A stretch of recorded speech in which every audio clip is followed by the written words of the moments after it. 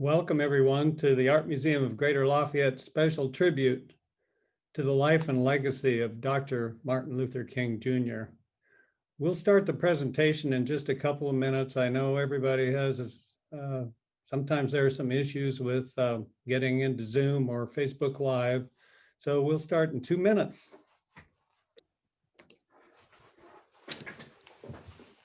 Well, good morning. I'm Kendall Smith, the Executive Director of the Art Museum of Greater Lafayette, and we want to welcome you all to this special presentation today. You know, Dr. Martin Luther King's beliefs and teachings focused on creating change for the betterment of all people through peaceful and nonviolent demonstrations. And today, as our country seeks to heal from the racial unrest and the unprecedented violence on the grounds of our capital, we need to remember his words. So in partnership with the Purdue University's Black Cultural Center, we're proud to present the Haraka Writers. These students create bold and informed literary work that establishes a strong voice for the modern Black experience. And today they will share their new writings through the spoken word. Our first performance is by Esanam Lamawana, a junior majoring in mechanical engineering with a minor in political science. Esanam has been part of the Haraka Writers for 3 years, and we're excited that she is here to kick off our 2021 Martin Luther King Day Haraka Writer performance. Please welcome Esanam Lamawana. My piece is called How to Create an Oppressive State. When you create your colony, make sure you are the closest to divine. This gives you superiority. This means you can play God now. You are God now. This land is yours now. You are God now. These people are yours now. You are God now. Everyone is here to serve your name. Those who refuse will feel your wrath, the fist of a vengeful God, the reaction of a hateful God, the demands of a God who is not holy. You decide who lives, who dies. You grant free will to those created in your skin tone. You ensure those who are not don't have many choices. You do not operate on morality or values. You operate on how much you can control. When you grow your colony, make sure you keep track of change. This gives you control. This means you can keep some things consistent. When they demand their freedom, when they insist they are human, not property, when they want to be paid for their labor, be careful. Societies change, but you have to ensure that you are on top. Give them freedom, but don't. They should have known 13 was an unlucky number. They are no longer property, but treat them as objects. Objects only valued for labor. Don't pay them for their labor exploited. Societies change, but you will remain on top. When you make your colony into a global power, make sure you spread yourself across the world. This gives you everything you may want. This means you are omnipotent. When they cry political disenfranchisement, say this is the best democracy in the world. When they cry mass incarceration, say they are criminal. When they cry police brutality, make an example of them. You are omnipotent. You've been building your kingdom for centuries. What you say goes. The propaganda you teach is history. The ideas you research are facts. The companies you build are morally right. You are omnipotent. Watch what happens outside of your border. They will use others' success and freedom against you. Do not let that happen. Build agencies in the name of national protection. Use them to debilitate other countries. You are whiteness. You are capitalism. You are evil. You are conniving. You are power hungry. Error. You are unstable. You have to be careful. You have to constantly watch. You have to twist reality. You have to rewrite history. You are not actually omnipotent. You are not actually God. It just feels that way. This is unstable. This cannot last. This is unstable. This is unstable. This is unstable. Be careful. You cannot control them forever.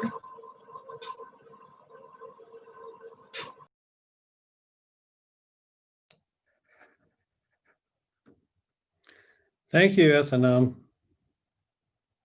That was great.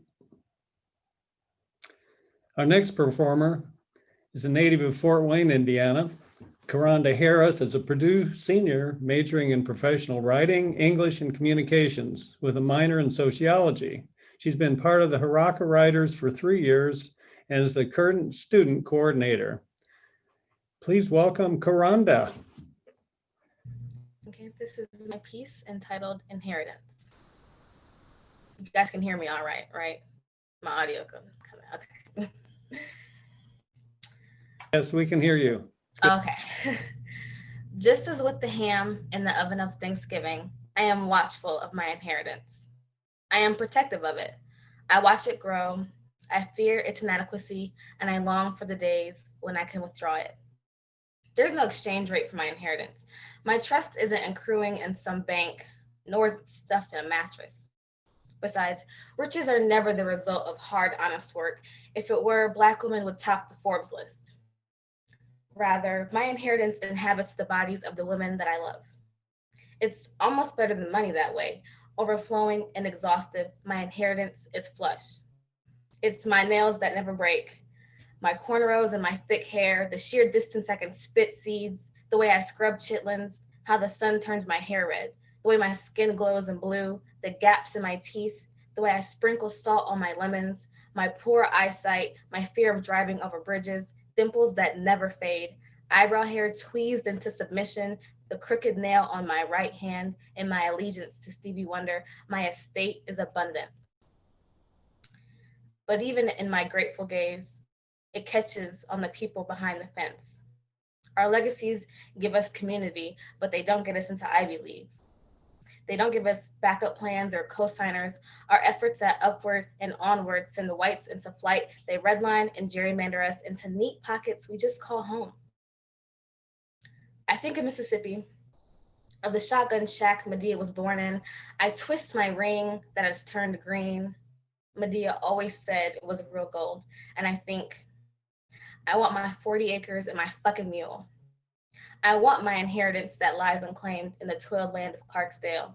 Moreover, I want the marble floors and the columns of the plantation house. I want to melt them down and give my grandmother a proper burial.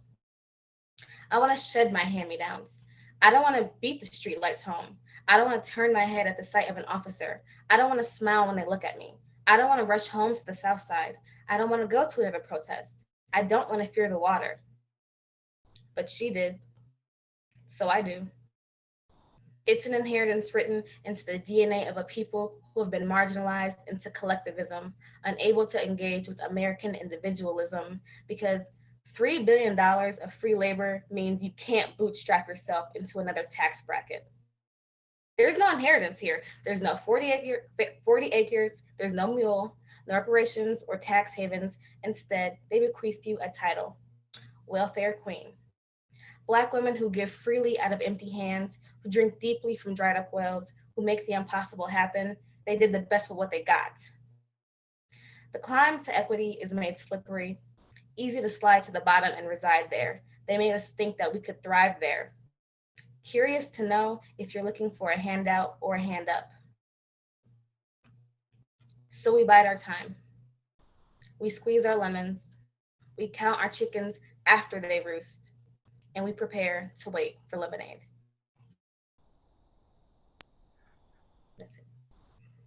Thank you, Karonda. Wow. Next up is a Purdue alumna of the Brian Lamb School of Communications. Angel Upshaw is also an Indiana native from Fort Wayne. Ms. Upshaw has continued her work as a poet as well as other forms of art. She's currently working on completing her first documentary, and she's prepared a special video for today. And thank you, Angel. You've been here several times before, and we love to hear your words. Well, please welcome Angel Upshaw.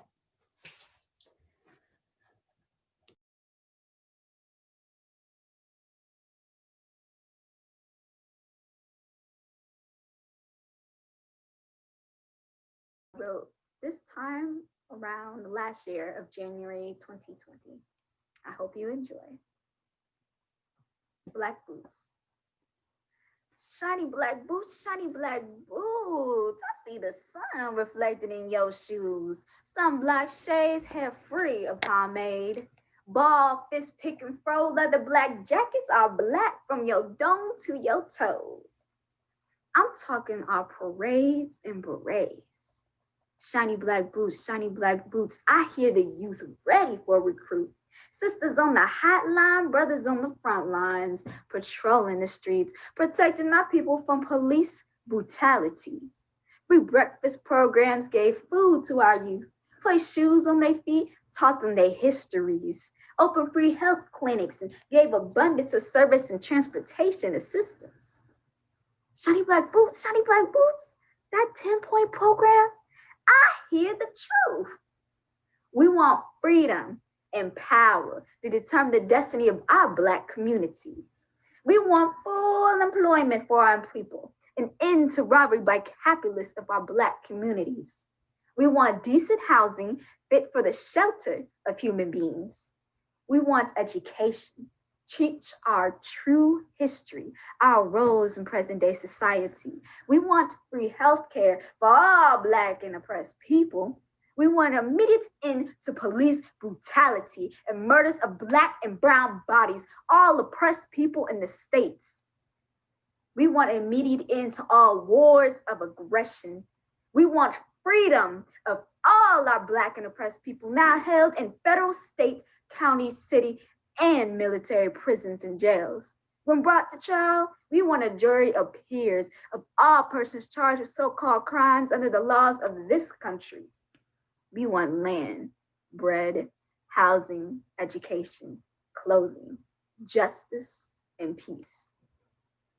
Shiny black boots, I hear the FBI was sent to destroy you. With 48 chapters in the States, support groups span from Japan to England, Zimbabwe to Uruguay. The FBI say you're a Marxist, an enemy of the government, USA. Shiny black boots, I see the red stains on their shoes. Our brothers' blood seep into their souls. Chicago police took Fred Hampton's soul, adding the finishing blow of Hoover's COINTELPRO. A counterintelligence program aimed to discredit and neutralize, derail the social movements like civil rights and Puerto Rican independence. Shiny black boots, they cut you down, but they can't remove your roots. We see your breakfast program in public schools, inspiration to know our history, the importance of telling our stories. For our spirit still moves on in these streets, matching the pace of your feet, immortalized in our heartbeats, because you can kill the revolutionary, but you can't kill the revolution. Thank you. Thank you, Angel. We appreciate your words.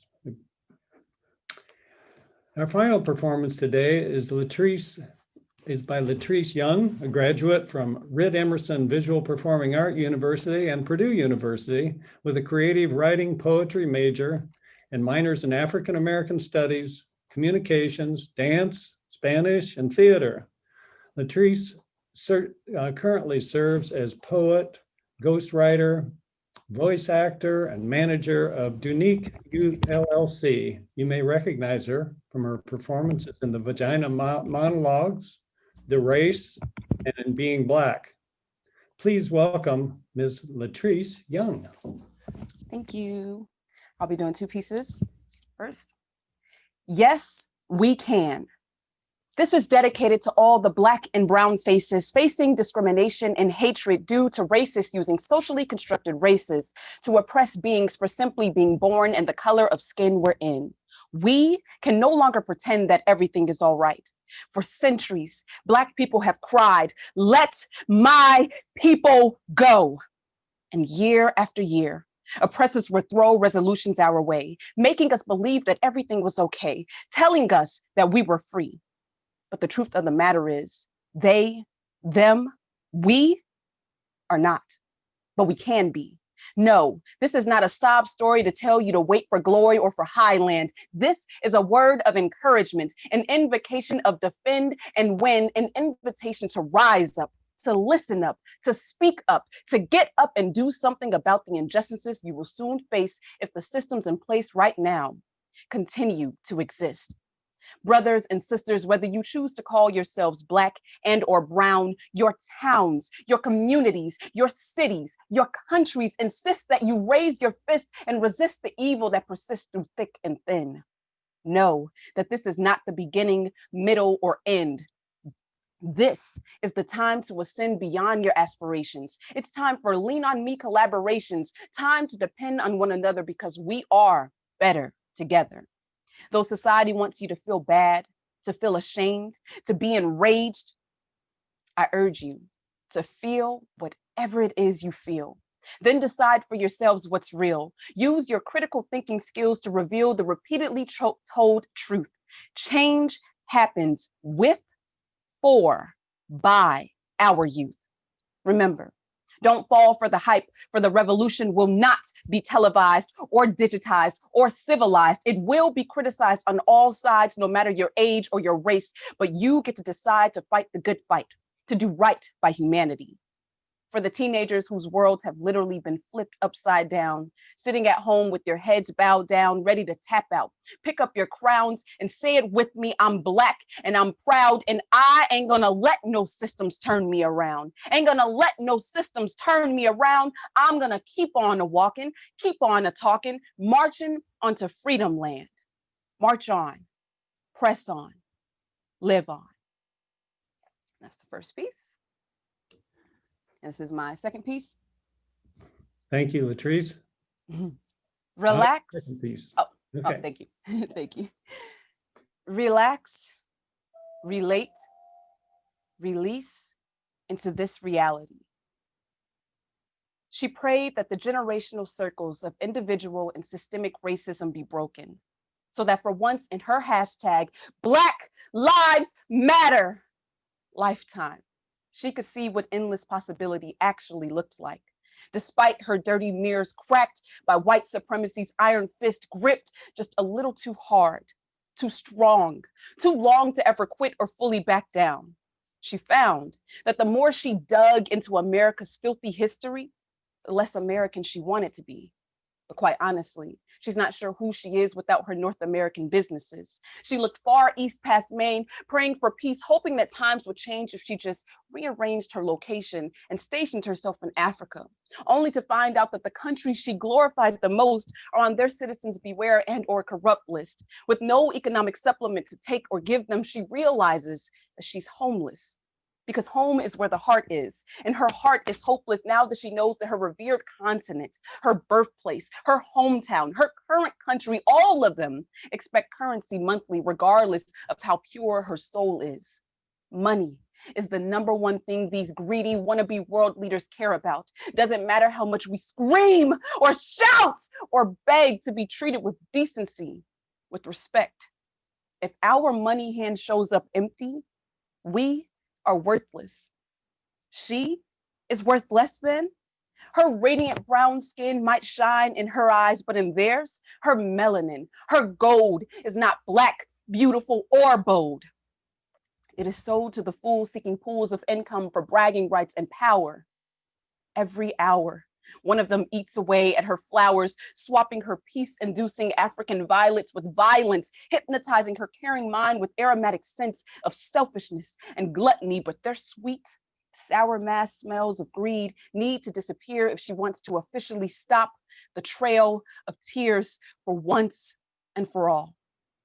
But she knows that it's not her call to make, for she is only the vessel of guidance made to show the good and the bad, the happy and the sad human beings or monsters, that her freedom waters can run deeper than their eyes will ever see. Still, collectively, we have to give her a chance to evolve from brooks and bays into boundless seas, metamorphosing into righteous, deep blue oceans, encircling the very land her feet so graciously step, almost arrogantly, because she holds herself to the highest degree and has the action receipts for anyone who even dares to speak ill will on her name. It's a shame. The world can only hear about her triumphant stories daily, but still not honor the sacred air she breathes. Regardless, She chooses to live by the divine words whispered in the magical colors of the wind, belted in the ancestral ashes, risen from the fires within every rock and stone, able to stand on its own, to be later picked up by a child who's only lived long enough to believe that the earth does indeed sing. But for the rest of us non-thinkers, we can only hear her freedom ring when we take a moment to listen to our own thoughts, to enjoy the roots of life for all that they are. Then, and only then, can we transition from victims into the stars that shine their lights for the world to see. Then, and only then, can I be she and she me, for we are intertwined, designed to teach and learn the meaning of his and her word, for this is truly what we live for. And this is what we heard. As human beings of the earth, if we want to reverse the Western capitalistic, uncaring, unforgiving, ruthless curse, we must first allow space for rebirth, reclaiming our worth, letting go of material things. We've got to relax, relate, release into this reality, to be, to live, to see, to give, to grow, to create, to show, to relate. You be, you live, you see, you give, you grow, you create, you show, you relate. I be, I live, I see, I give, I grow, I create, I show, I relate. She said, relax, relate, release. Did you hear her? Relax, relate, release. Listen to her. Relax, relate, release. Relax, relate, release, be. Thank you.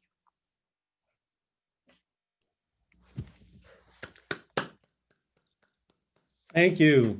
Thank you, Latrice. Both pieces were awesome. Appreciate you joining us today. We also want to thank all of our performers from the Black Cultural Center for their performance for the Art Museum of Greater Lafayette today. And I'd like to take this time a second to introduce the Executive Director of the Black Cultural Center, Renee Thomas, to say a few words. Renee?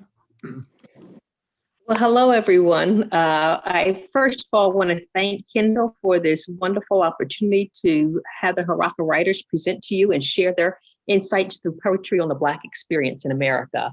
I also want to acknowledge the fact that the Black Cultural Center creates a sense of belonging, and we've had several alumni join us today as well. So it really talks to and speaks to the important role that the Black Cultural Center plays on our campus. And finally, I wanted to invite you to a few of our upcoming programs and activities that we have.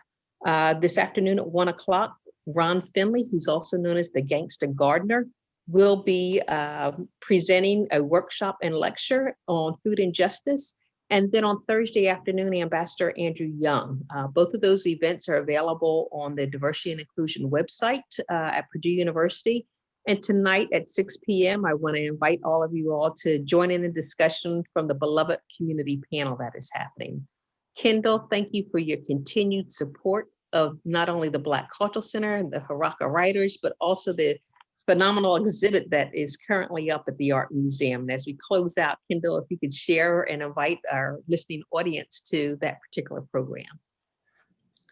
Thank you, Renee. Yeah, the exhibition that Renee's referring to is called The Rudiments of Supri by artist Boyd Smith.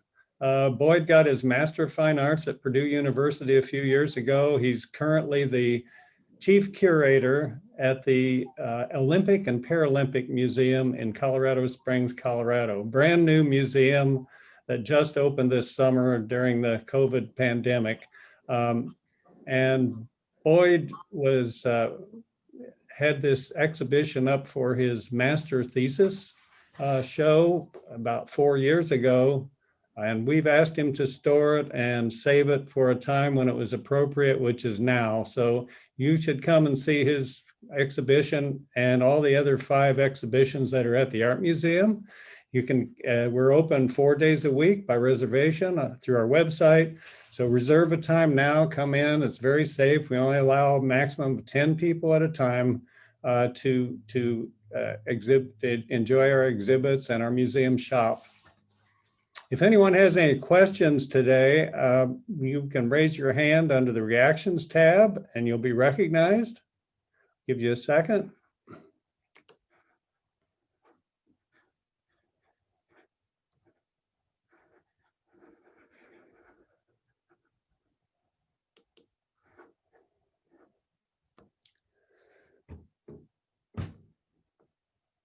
If not, I want to thank our performers again for this performance today, and thank you all for attending. Please come and see us at the Art Museum of Greater Lafayette. Thanks to all of you.